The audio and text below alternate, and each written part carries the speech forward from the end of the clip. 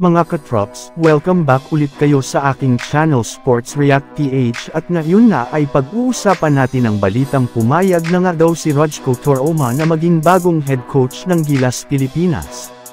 Pag-uusapan na rin nga natin ngayon dito sa ating panibagong video ang balitang matutuloy nga daw po ang pagkuha ng Los Angeles Lakers kay Kai Sotto.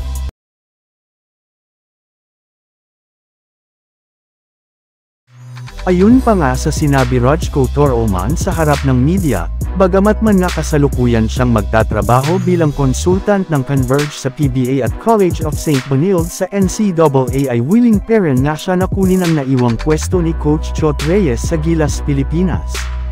Pero syempre gagawin lamang nga iyan kung o-offerin siya ng SBP.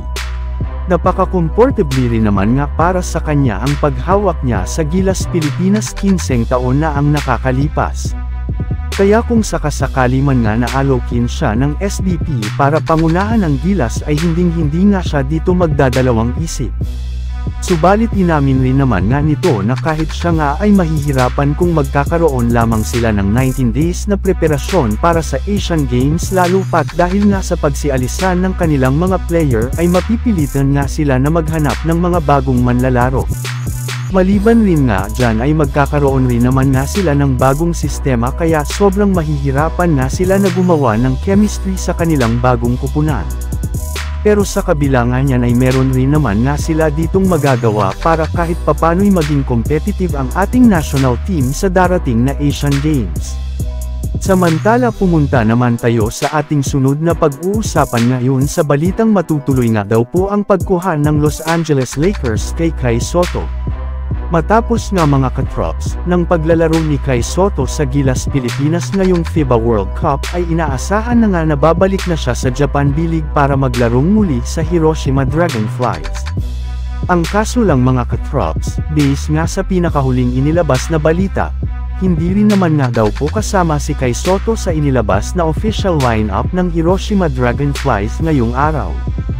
Kaya marami na ngang mga fans ang nagtataka kung saang kupunan naman nga ba kaya siya sunod na pupunta. Well, marami na nga ang nagsasabi na sa South Bay Lakers na ito sunod ba maglalaro gayong kung inyong ang matatandaan?